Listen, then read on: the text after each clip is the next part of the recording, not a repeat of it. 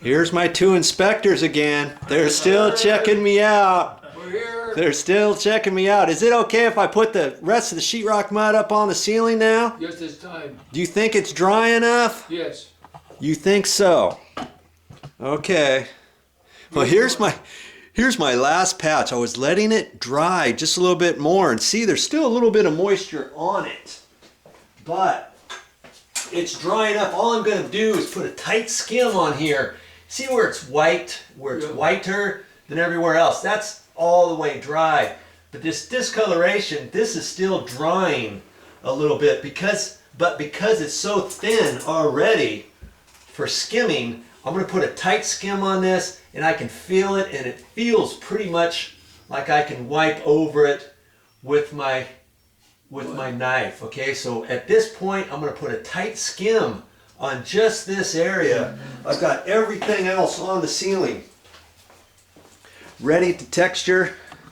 And see all these other little patches? See, they're all pretty much dry. There's a couple that were a little bit deeper that are still drying. See that one right there?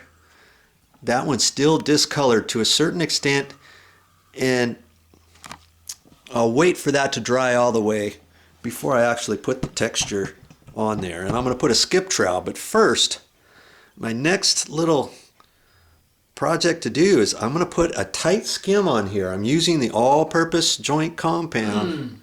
Make sure you use the right stuff, or you could use a topping material. You don't want to use a taping material. You can use the topping or the all-purpose joint compound. Let's do it. Nothing to eat, Eddie. There's a point chirp, Eddie. I mix my mud up. I just put a little bit of water in it, just a touch, hardly anything. I'm using my 6-inch knife this time because I'm just going to do a tight skim on here. I don't have to use my 12-inch knife. For a patch such as this, you could get by with a 6-inch knife, okay? Because I'm just putting a tight skim over it. This is all I'm going to do. Can't tell. Yeah, that's right. You can't really tell. Well, looks like a wet, I'm just going to do it skim just like that over this entire area. It's going to take off any imperfections. Yeah. Ah, that's nice. Smoother than a baby's butt. Yeah. That's what I like to do it. How I like to do it is that smooth. Yeah. Just wiping it on.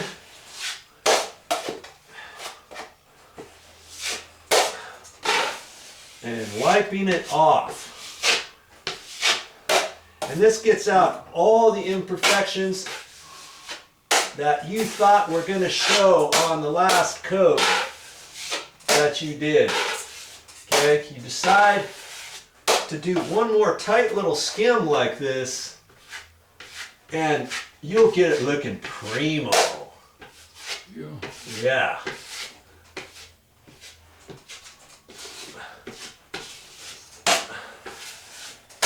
And if it didn't have this light fixture in here, I could do it with the 12-inch all the way, nice and easy. But, you know, I'm showing you how to do it with the 6-inch, just so you can see that it's possible to do it with the 6-inch. Nice and easy.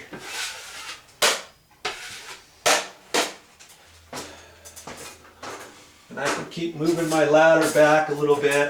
I don't really like working way up over my head. You know? Well, you learn that. Get my neck all sore. You learn that. So I don't really want to do that.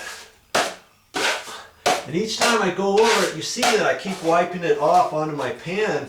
You think, what's the use of putting it on? You're gonna wipe off so much. Yeah. You know, can you just keep going like this? Yeah, you can, but it leaves little lines on it because you haven't wiped it off the excess. So I'm not really putting that much on, but it just gets everything nice and smooth. What do you think? Yeah. Am I doing okay? Yes. Got my inspectors here. They're saying A-okay. They're giving me the thumbs up. I guess I've been doing it correctly. Yes, thumbs up. Thumbs up, huh?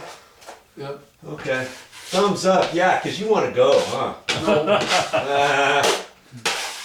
want you to get it done. He wanted me to put this mud on sooner, but there's a right and wrong way to do just about everything. You don't want to put this on too soon. If you put it on too soon, and the last layer will start pulling. Cool. You're not going to get it on there properly, okay? You're just not going to do it. So you just have to wait until it's ready. And by golly, by Joe, it's ready. And just like that, we've got our patch nicely tight skimmed. We're going to let that dry now. And I'll show you what we do after that. Once this dries, obviously, you know what the next step is, don't you? Oh yeah, we're gonna skip trowel, baby. And I'll show you that next time. Sand it. And the inspectors told me I was done. Oh, Well, I guess I missed a little spot. It's not that big of a deal because it's smooth anyways right there. But hey, you probably saw that on the video camera, and so I'm gonna go ahead and get it. All right, I think we got her. The important thing to remember is when you do a tight skim, you don't want to leave any high edges around the edge, okay? You want it to blend in tight. So we don't see any of that patch.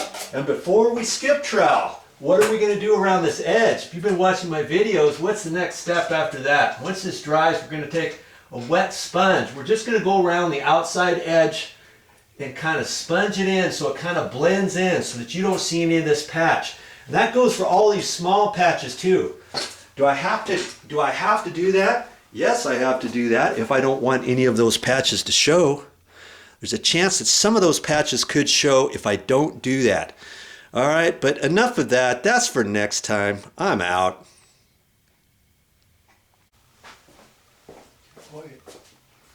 Well, that's all I got for this time. But I'll be back with more videos.